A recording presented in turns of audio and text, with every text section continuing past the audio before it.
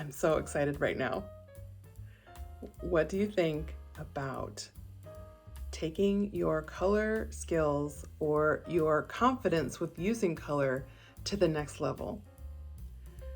This is what I want to do with you in the next few weeks. I want you to join me in an experiment, and I'm calling it Color Theory from the Inside Out. And it's a different approach to learning color theory in a way that starts with your own taste, your own interest, your own work. Hi, by the way, my name is Ann Livingston, and this is my art channel. Thank you for being here. I am a color-focused professional artist, and this channel is for people who are hoping to deepen their art practice or even begin an art career, especially if you are doing this later in life, which is what I did about 7 years ago. My thinking is you are already an expert in color. You have been spending your entire life looking at color. You have a lot of preferences. You have a lot of history with color. You might even have some cultural connections with certain color. And all of this is relevant. And in fact, it has some of the most powerful impact on your potential to communicate from within yourself. So I'm really interested in helping you get to where you want to be in using color. It's like running. You know how to run. You know, you're an expert at your own body and its strengths and limitations. And you can also improve your running by practicing and or working with somebody who can give you some ideas about how to strengthen your body or how to get faster or how to run more efficiently or not get any injuries. So I like to think of some of my ideas as being potentially useful to you as you go through practicing using color.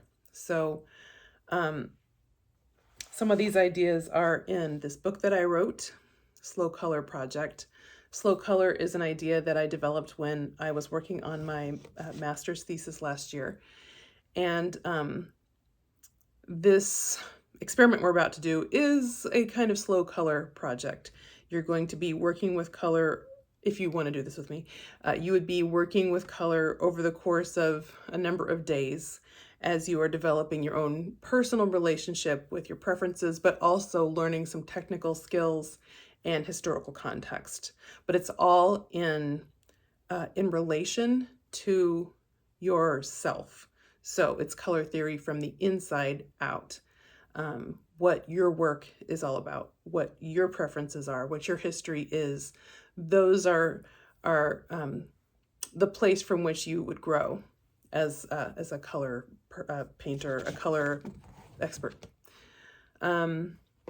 So let's talk about what you will need if you would like to do this with me.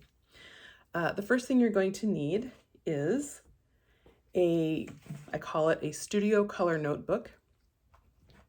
And I usually use a 3-ring binder because it is, to me, the most not fancy, not precious way to do this. And I find that I just don't get intimidated using a 3-ring binder because it's just like a whatever thing. And if something doesn't work, I can take it out. Or if I'm making something somewhere else, you know, like I don't have my notebook with me, I could be doing it on a piece of paper and then I could slip it into my notebook because I could just hole punch it. Or if it's a piece of notebook paper, I just stick it right in. So you will need either a 3-ring binder with paper in it, and it could be any kind of paper, like lined paper, cardstock with hole punches punched into it. So that's one option. Or you could also use like a composition notebook, or you could use just a sketchbook, even like a small one is okay.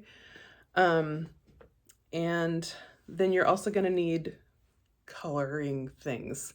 So you could use markers, but if you use markers, I would recommend like a lot of colors that are blendable. Like this is Tombow, is that how you pronounce this brand?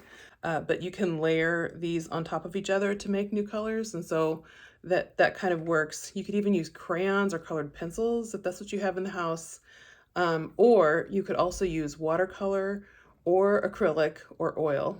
And I would say use whatever is a combination of exciting and accessible, because you don't want it getting in the way if you're feeling like intimidated using it, or if you don't have a place to do it. So it needs to be very easy, whatever you choose to do. The third thing you're going to need is a place to do this on a kind of regular basis. Daily is great, but I understand like reality is real. So, like, let's say it's at your dining room table and you have your book and you have your, let's say, watercolor pan and your brush, and everything is ready to go, just happens to be like right next to your dining room table or something. And so after dinner, you just do a few color studies. And so that's the third thing you're going to need. And I guess the fourth thing you're going to need is a little bit of time. And so I will show you what you could do to, like, basically tonight, right now, and you could also do it a few other times this week.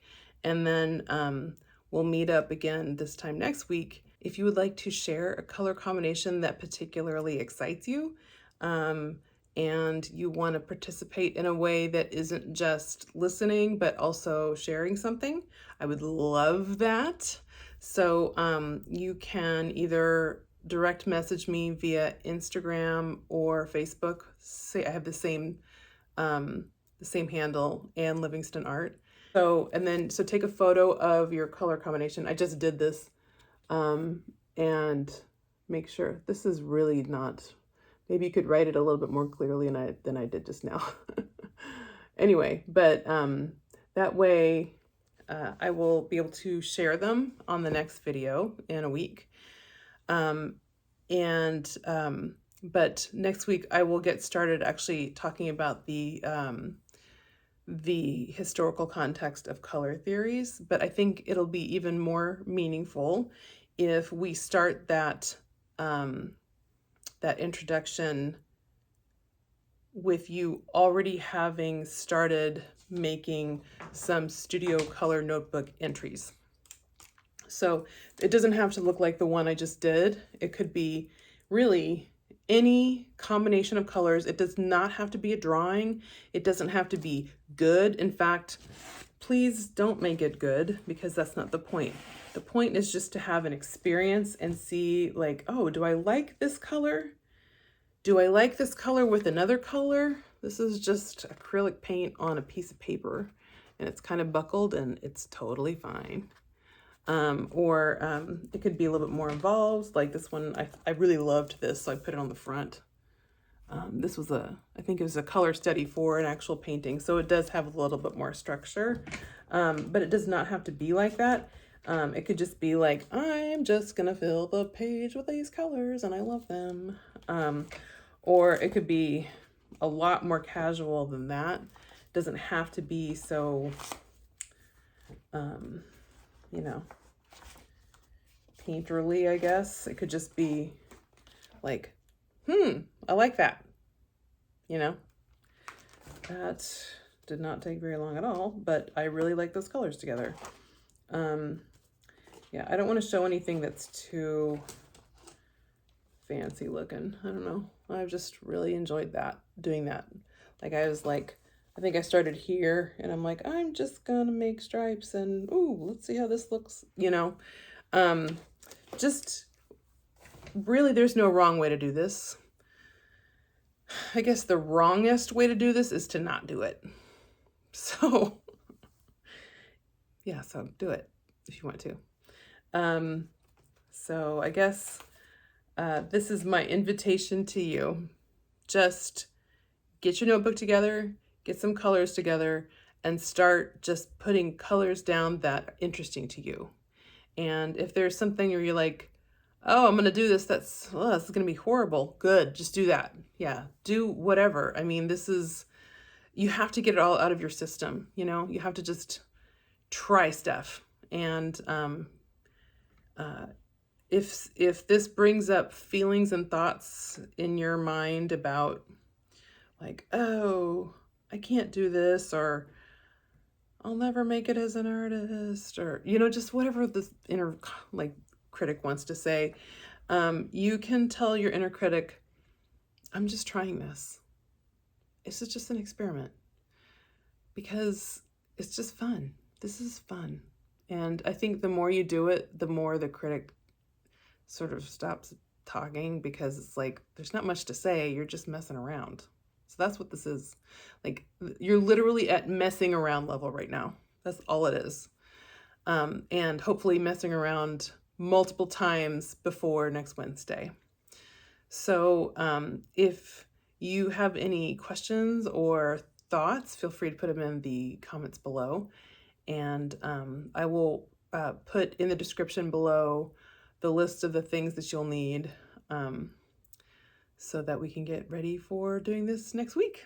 So I hope you will do this with me.